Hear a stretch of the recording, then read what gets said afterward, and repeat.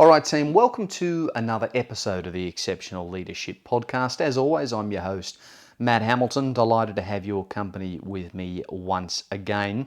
And today we're going to have a little bit of a chat about a failure recovery ritual. All right, just a technique that we can put in place to help us learn from failure and move on in a positive mental state, as opposed to just ruminating for a long period of time over a particular mistake. We want to make failure something that's useful for us and approach it the right way. Now, I suspect most of you who listen to this show are probably pretty similar to me in the sense that we have high performance personalities. And that's a good thing in the sense that it means we get a lot done and usually to a high level. But the flip side is that people who have those tendencies also tend to put a lot of pressure on themselves. And perhaps when things don't go to plan or a mistake is made, if you're anything like me, you can ruminate on it and really beat yourself up about it for a prolonged period of time. And it does seem like an enormous waste of energy, emotional energy and mental energy to continually play events over in your mind, right? So you might have analyzed something to death, and at a certain point you have to go, there's no more to learn from this rumination and analysis. I need to cut it and move on. So we're going to talk a little bit about how to do that today. But what I did want to do before we get into the guts of the ritual and the steps that work for me, if something's really bothering me, I just wanted to compare notes from a few different elite performers and have a look at what they do with response to failure. So Michael Jordan had a bit of a fast extraction, no sentimentality approach. If you ever get the chance to watch that documentary, The Last Dance on Netflix, it is a really interesting insight into the mind of Michael Jordan and just the competitive animal that he was. But I have absolutely no surprises in finding out that that guy had a process to learn from failure and deal with it because of his highly competitive nature. So some notes here just on what Jordan said with respect to his techniques in moving on from failure.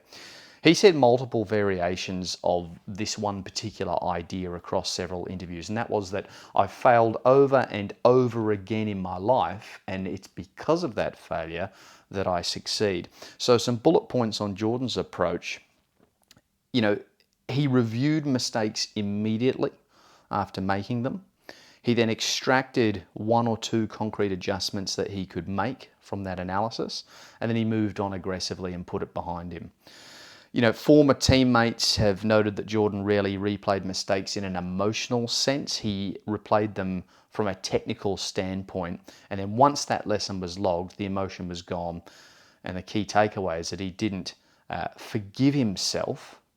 He finished the analysis and then moved on. So it wasn't about going, well, failures happen, that's it, there's nothing I can do. It was, no, this needs attention and I'm going to analyze it. But once I've got the result, once I've got the message, I'm moving on. Serena Williams had some similarities as well. She was more focused on emotional release and then closure after that analysis period. So she's openly talked about being really hard on herself, sometimes to the point that she gets quite emotional after losses.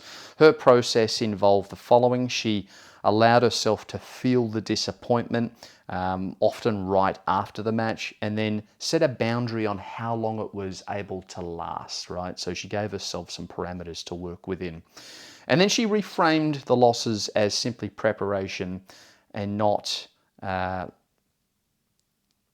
indictment, is probably the way to say it. And she once said, and this is paraphrasing across a few interviews, you can't replay a match in your head forever. At some point you have to learn from it and move on. So pretty similar to Jordan in a few ways. So the key takeaway there is that she didn't try and suppress the emotion felt after failure, and she didn't let it leak into her identity, which is interesting, sort of detaching emotionally a little bit, which is a good idea. We'll finish off with this one, Kobe Bryant. So failure, using failure as a data set. So for those of you who Not super familiar with NBA basketball. Kobe Bryant, one of the best players of all time for the LA Lakers. So he's probably one of the clearest examples of someone who appeared pretty obsessive, but was actually quite structured in how he went about the analysis of failure. He described reviewing game tape of his failures late at night, not to beat himself up, but ask a few key questions. And those questions are, for example, where was my footwork? What option was available to me at the time that I didn't see? What did I miss? And what pattern do I need to recognize a little bit earlier going forward? He did work to explicitly separate a few things. Firstly, it was emotional response. He wanted to keep that short.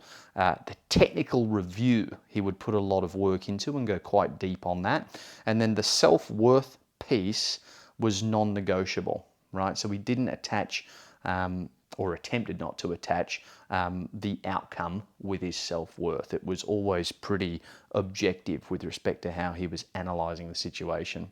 So his key takeaway, and I like this one, his obsession was procedural. It wasn't self-punitive. Really, really like that. Really identify with that one. I lied. I'm going to do one more. Andy Murray, all right, talking pretty openly about rumination. So Andy Murray, great tennis player, right?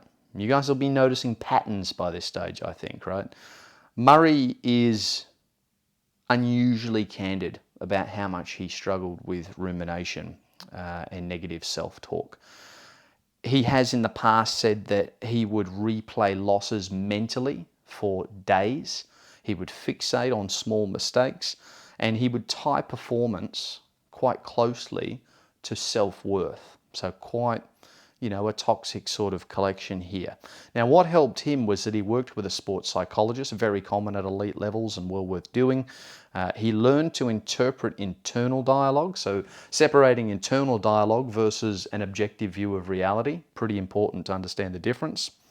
And then importantly here, he shifted from a why did I fail to what is the adjustment that I need to make to ensure that we don't have that recurrence in future. Excuse me. He didn't become more positive over time. Instead, he became more structured. And the key takeaway that I've got down here for that is that rumination didn't disappear altogether. It's simply a part of his personality. Instead, he learned to manage it. And I needed to include that Andy Murray example because I resonate quite strongly with that one, and I'm sure many of you do too. Seems to indicate there that maybe Andy was probably at the higher end with respect to his tendency to, fixate on those small mistakes and beat himself up a little bit. But by way of recap, what you guys will probably notice from every one of those examples that I just listed is, firstly, they're all superstars. They're all incredibly high performers at the highest level. But every single one of those techniques employed by those superstars aims to focus on procedure, right? Over, rumination and emotion. There is a real attempt across all of those examples to manage those feelings from an objective standpoint and to move on once that analysis had been completed from a technical perspective. Procedural, really, I think, is probably the word that sums it up. Very interesting. So how can we, right, take that elite sports mentality and then transport that to the boardroom and the office where we do our thing as leaders? Because we're all human. We're going to make mistakes. Things are going to happen that we couldn't possibly predict, that perhaps we think we should have been able to or wish we were able to predict. Things go sideways. And when that occurs, because you're ultimately responsible for your environment as a leader, it can be really a little bit embarrassing, can't it? It can be quite jarring to feel like you've lost control of a situation. And, while a third party objective person might tell you, well, actually, there's no way that you could have foreseen that going the way it did, because you've got that type A personality and those high standards and you have a tendency to ruminate, well, maybe you still beat yourself up anyway. And maybe you're not analyzing the situation as objectively or as accurately as what you could, and it's costing you mental and emotional energy that could be otherwise directed to an area or a topic that is more worthy of your attention. So I don't do this all the time, but for things that are really bothering me, that I feel like I need to get out and I need to be really ritualistic about it to process whatever it is, I like to build a failure recovery ritual. And for me, it involves the written word, basically.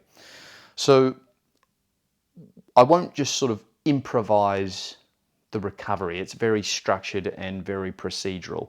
So what I like to do is I'll get my diary out and I will do a short little review, little recap of the situation that's bothering me. And I will make one actionable adjustment with respect to that topic, right? What happened? I'll then do a physical reset, whether that be a workout or something like that. So I've got it out on paper. I've made note of an adjustment that I think I should have made or could have made with respect to what occurred. Then I'll go and get out of my head completely, do a workout, change my physical state. And then that for me is symbolic closure, I suppose you could say, because I've got it all out on paper. I've made note as to what I thought I could do differently. It doesn't have to just be one thing, you know, that's a little bit prescriptive. It could be multiple things. Maybe there's a truckload of things that you think you could do differently. What I'm really trying to capture here is, is get the thoughts out on paper, physically, where you can see it, and then make note of everything, big or small, that you think you could have done differently, that you should have done differently, and then analyze it when it's out in the open. And then once you've got it all out and you've dealt with it that way, then go and change your physical state. And you'll find that it's quite a handy little technique, as opposed to just ruminating on something and letting thoughts bounce around between your ears. So for me, that works. That's just a little bit of symbolic closure.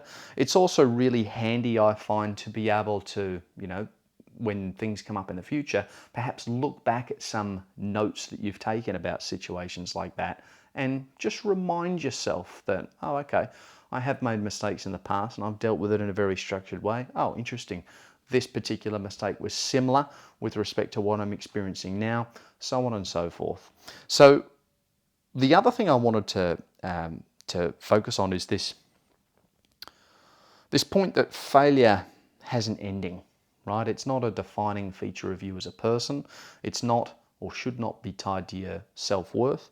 It should be a data set, as Kobe Bryant called it. It's literally just information that you can use to improve yourself and your environment going forward. So you might have heard the old saying that failure is not fatal. Another way of saying that, very important. We'll end on this, crew. So we need to know when rumination is a signal and not a flaw. You might get the impression from how I've been talking about it up until now that, rumination is something that you just shouldn't do. Well, that would be doing ourselves a little bit of a disservice, and we can't ignore that rumination does have some intrinsic value here, right?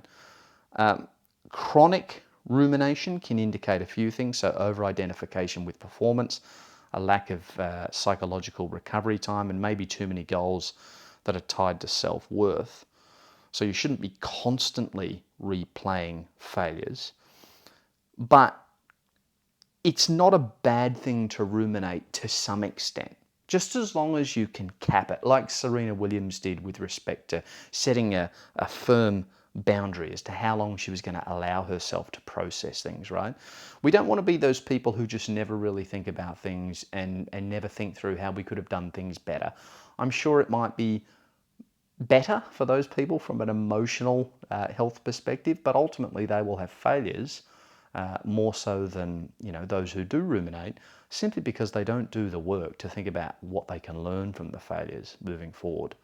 So we don't want it to be this ongoing constant replay of all our failures, but we also don't want it to disappear completely. We just want to make sure that our system has an off switch, basically.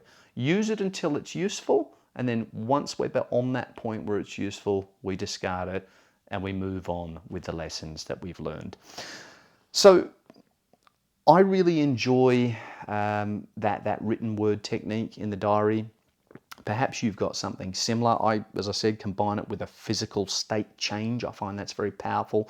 Good night's sleep tends to make a big difference as well, although I have found that I have trouble sleeping if I don't change that physical state and get that problem out on a page. So that's what works for me. I hope it works for you, or you're able to find something similar. When I post this on social media, perhaps drop us a comment and let us know what does work for you. But I just thought I would share the technique that I have had some success with. Crew, we'll leave it there. Hope you got a little bit out of that. Thanks for joining me, and until next time, I'll see you later.